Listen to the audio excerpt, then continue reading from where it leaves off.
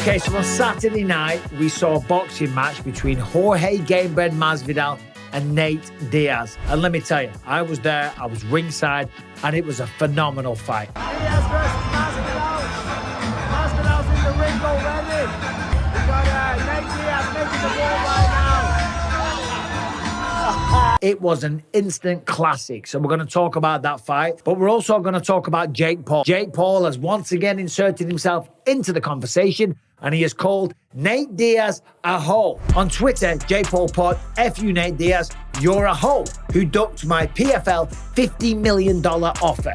Masvidal's trash too. Shake my head." And we're going to get into all that stuff. First of all, I want to talk about the fight. And by the way, Darren Till was in action at the weekend as well. He's involved with this situation, and he was involved with a massive brawl over in Dubai. Oh, a fight just erupted in the middle of the cage. So, influencer boxing, MMA boxing, whatever you want to call it, there's a fair bit to talk about right now. So, Saturday night in front of 18,000 fans at the Honda Center in California, right by my house. I was there, I was ringside, and let me tell you right now, a phenomenal job to the promoters, to the organizers, to the crowd. The crowd was phenomenal, and let me tell you, they love Nate Diaz. People are loving Nate Diaz. I just say making his ring walk right now. This place is deafening. Masvidal was getting booed anytime they showed him on screen, anytime there was a hint of the name Masvidal. I'm telling you, they went into a chorus of boos, and they love Nate Diaz. The chants, the Mexican waves, the "F you, Masvidal," the people screaming from the crowd. It was insane.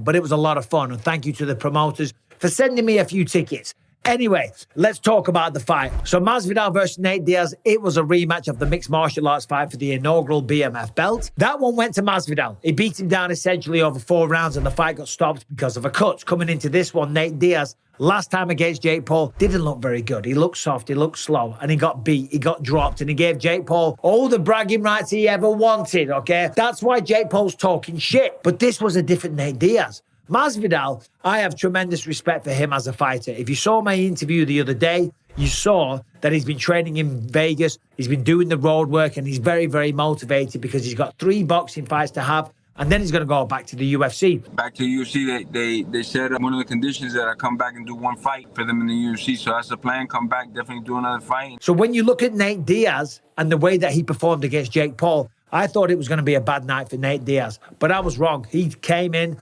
motivated, in shape, and super aggressive from the very get-go. And as soon as the fight started, Nate Diaz was on him. He was in his face, and he was relentless in his output. I am telling you, it was phenomenal. For 10 rounds, both of these men just went at it. It was an instant classic, and I found myself having so much respect for both men. It was a wildly entertaining fight, and it was a very, very close fight. I even remarked to my brother-in-law, I was like, I'm glad I'm not judging this because it was very, very hard to judge. Talking about the fight itself, I think Masvidal landed the cleaner shots, the more powerful shots. But Nate Diaz was in his face the whole time. There was some beautiful footwork on display from Masvidal. He was pivoting nicely, he was ripping to the body, throwing clean shots, timing them well. But on the flip side, Nate Diaz was just there the whole time, pressuring him backwards and just throwing long, awkward, kind of unorthodox combinations, but very, very effective. And again, I'll go back to the cardio of both men.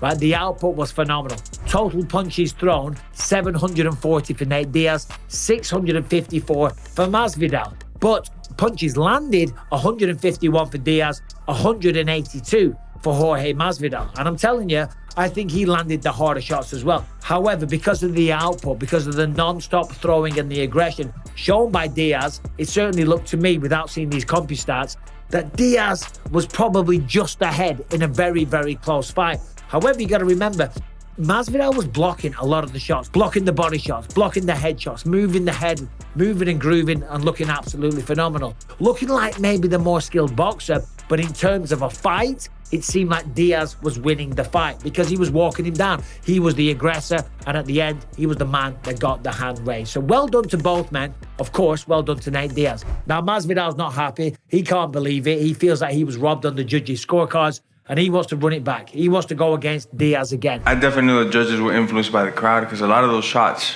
were landing in the corner. I was just getting my timing, throw 3-4 shots, it wouldn't land, and then I'd throw a good power shot. It didn't go my way, but whatever, man. We're 1-1. We could run it back in somewhere like Vegas, make it a neutral place, and let's throw down, you know? But he's not the only person calling him out. Of course, Diaz, when he won, he was like, listen. Leon Edwards, Jake Paul, and anybody that us, you're dead.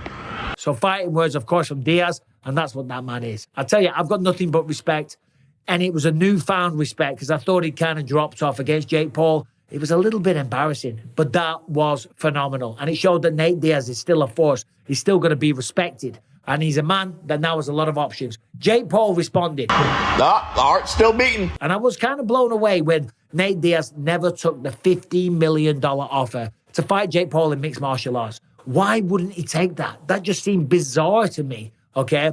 Maybe now he gets a shot. Maybe he gets to rematch Jake Paul. But Nate Diaz has a lot of options. Darren Till on the other side of the world in Dubai was fighting this Mutie, this guy, I don't even know what his name is. Who the fuck is that guy? That fight ended in a shit show, essentially. Darren Till apparently hit him with a little rabbit punch to the back of the head. It wasn't a hard shot. He went down, said he couldn't continue. So they gave a TKO to Darren Till. Well, it turns out he could fight because then he gets back to his feet, starts attacking Darren Till. Darren gives him a little push kick. Oh, shit hits the fan. All hell breaks loose. Darren gets single leg down to the ground and it all kicks off.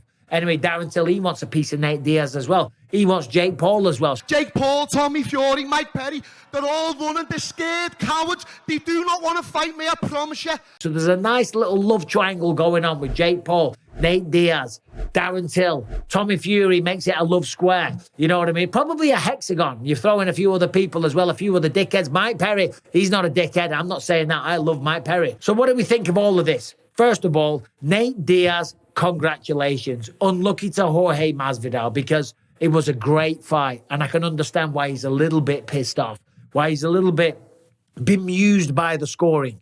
One judge had it a draw, 95-95. The other two scored it in favor of Diaz. One judge gave it 8 rounds to 2. And again, I kind of understand that because it was so close. But on the outside, it looked like Diaz was just throwing more. But still, let's go back to the video. Jake Paul calls Diaz a hoe, okay? He ain't no hoe, man. And I tell you what, Jake Paul was lucky because the Diaz that showed up against Jake Paul was not the Diaz that showed up last night for Jorge Masvidal. It just wasn't the same guy. It wasn't the same fighter. The attitude wasn't the same. He was very nonchalant. He didn't seem to care. He definitely underestimated the Disney boy.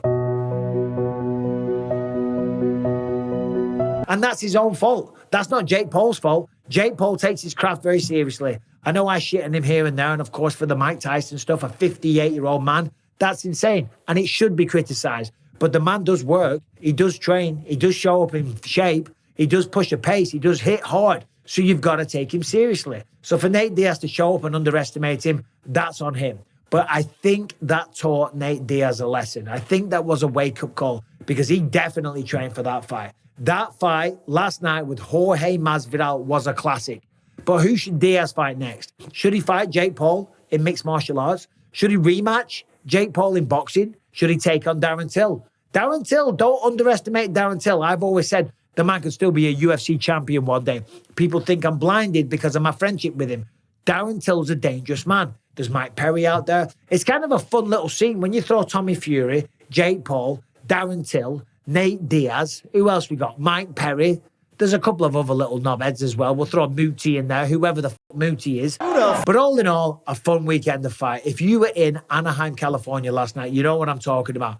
The atmosphere was absolutely electric and the fight was fantastic.